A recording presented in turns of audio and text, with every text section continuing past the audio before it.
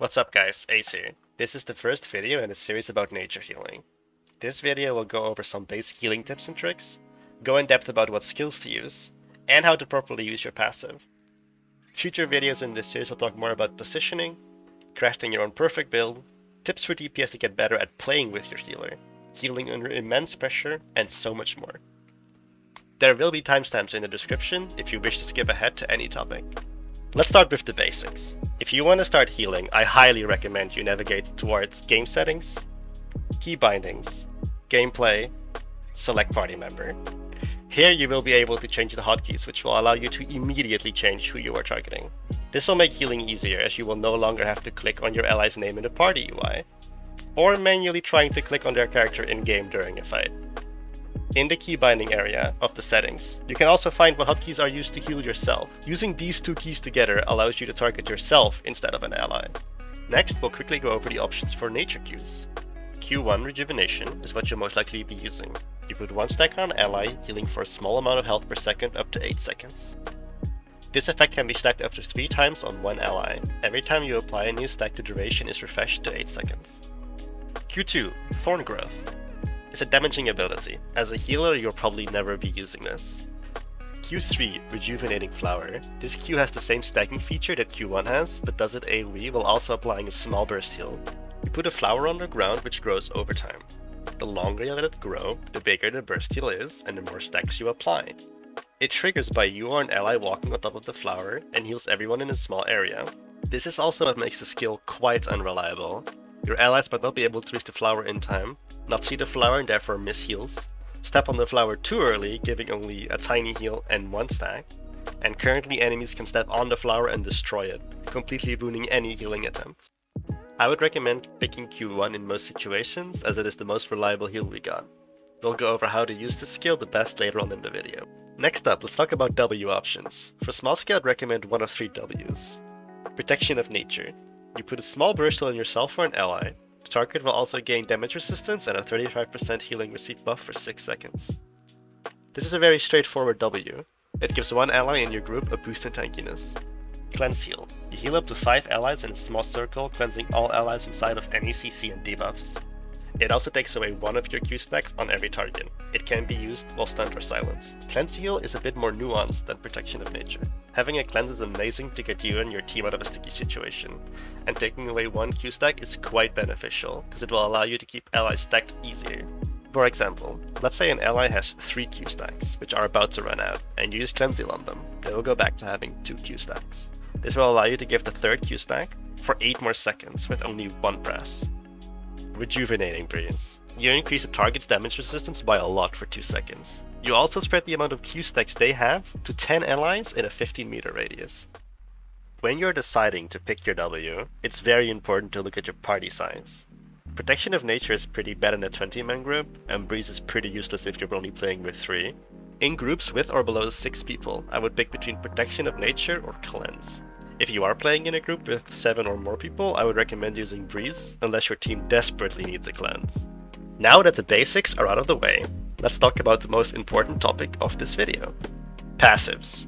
There are 4 passives to choose from, and we'll go over them really quickly, and afterwards I'll give my thoughts on them. The first one is Adrenaline Driven Charity. After every 4 spellcasts, increase your healing cast by 20% for 3 seconds. Energetic. Every normal attack restores 5 energy. Calmness. After every 5 spellcasts, increase your damage resistance by 79 for 3 seconds. Hit and Run. After every 6 spellcasts, increase your movement speed by 20% for 3 seconds. As a healer, Energetic is pretty useless. You should never be auto-attacking, and the mana it gives is pretty mediocre anyway. I would never recommend using this unless you're solo DPS nature. The movement speed from Hit and Run is quite inconsequential, and it requires a whopping 6 spells to activate. The passive is better than Energetic, but not useful at all. The 2 most used passives are Calmness and Adrenaline Driven Charity. Calmness gives a lot of defense, but it is not very reliable. You will not have this up every time you need it, and it doesn't offer your team all that much. If you are new to healing, this passive helps you survive a bit more, but I would recommend switching to Adrenaline Driven Charity once you feel more comfortable. Now let's talk about Adrenaline Driven Charity. This passive is incredibly useful, and in my opinion, the difference between a good and an amazing nature healer.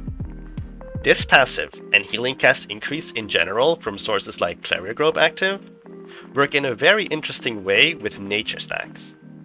If you have healing increase buff, while the third stack is applied, the entire 8 seconds will have the increased healing effect, even though you lose the passive after 3 seconds. Now that might have sounded pretty complicated, so I will just show you. Giving myself 3 stacks without the passive heals me for 103 health per second. Doing so again, but with the heal passive active, heals me for 116 per second. And even after the passive is gone, I'm still healing for 116 per second. This means that if you consistently give allies the third stack while the passive is active, you will greatly out-heal someone that doesn't.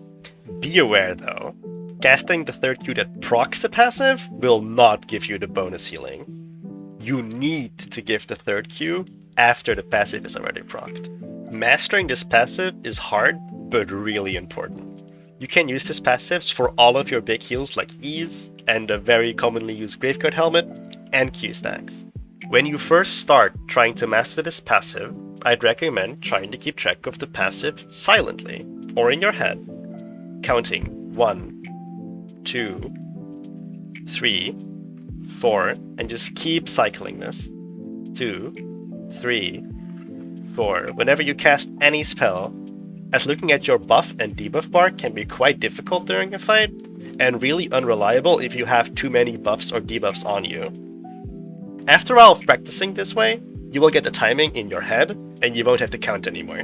Keep in mind though, that non-weapon abilities will still proc a passive. For example, using Cleric Robe gives me a passive stack, or using my boots gives me a passive stack. Something like using a potion will not give you a passive stack. This concludes this episode of the Nature Healing Guide. This episode was quite short and covered the basics.